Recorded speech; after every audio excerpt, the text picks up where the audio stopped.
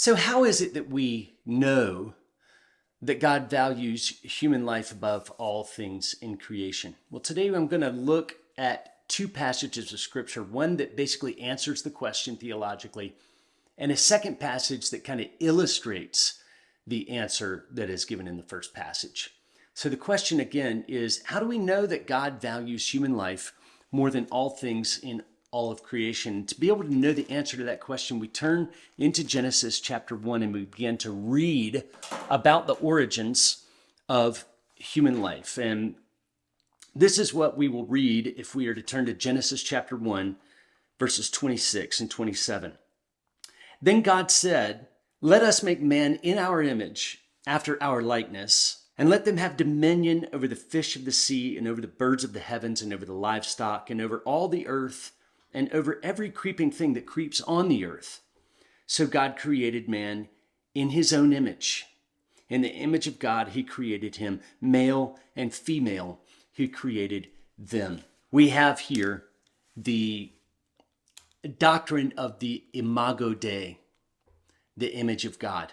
We know that God values human life over all of creation because only human life is imprinted with the Imago Dei, the very image of God. Granted, that term, what it means, what it implies, is mysterious. It is elusive beyond our descriptions.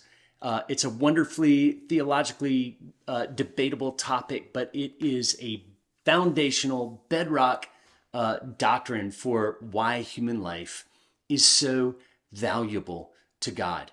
Now, first of all, God created human beings differently from the way he created any other living thing. He blew into the created man the breath of his own mouth, into the nostrils of Adam. But he stamped or imprinted man with his very image. That is an amazing thing to think about. And it is evidence that of all the things that God created, only human life bearing the image of God can possibly be the highest priority and the highest value to God. It has to be human life that is valued above all other things in all of creation. Now let me take you to a second passage. This is in Matthew chapter 22. We have this passage where the Pharisees are trying to trick Jesus into saying something that they can use against him. And this is what we read. Then the Pharisees went and plotted how to entangle him in his words, and they sent their disciples to him along with the Herodians, saying, "Teacher, we know that you are true and teach the way of God truthfully, and that you do not care about anyone's opinion, for you are not swayed by appearances." They're buttering him up a little bit here. "Tell us then what you think. Is it lawful to pay taxes to Caesar or not?" But Jesus, aware of their malice, said, "Why put me to the test, you hypocrites? Show me the coin for the tax." And they brought him a denarius. And Jesus said to them, "Whose likeness and inscription is this?" And they said, "Caesar's." Then he said to them, "Therefore render to Caesar the things that are Caesar's, and to God the things that are God's." When they heard it, they marveled. And they left him and went away. They were trying to trap him into saying that there would be some sort of political rivalry between the kingdom that Jesus had come to set up and the Roman Empire, which of course would require the emperor or the Romans to put Jesus to death because he had blasphemed the emperor. So they asked him this trick question to see if they could dispatch Jesus by asking him, "Who do we pay taxes to, and is it lawful?" And God answers by saying, "Bring me the coin." Now, on your screen here is the image of a tribute penny or a denarius from the early part of the first century AD.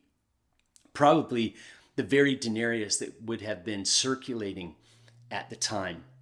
On one side of it, you can see is a inscription of Caesar himself. This is Tiberius Caesar, the divine son of Augustus Caesar, it says on the coin. And on the back side is the goddess of peace, or Pax, holding a scepter. And this is a a famous coin, well known in the archaeological world to have been in circulation in the Roman world during Jesus's day. And when asked this question about what do we do about paying taxes, Jesus says, "Let me see the coin." And on the coin is an image of Caesar. On the coin is an inscription of Caesar. And so Jesus says, "Pay to Caesar what is due to Caesar. If this belongs to Caesar, give it to him. That's okay. And render unto God what is God's."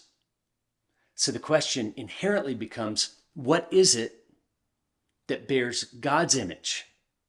What is it that bears God's inscription? And these Pharisees and the teachers of the law would have known from Genesis chapter 1 that only human beings and all human beings bear the image and the inscription of God himself. The Imago Dei is foundational for understanding why it is that human beings are valued by God above all things within his creation.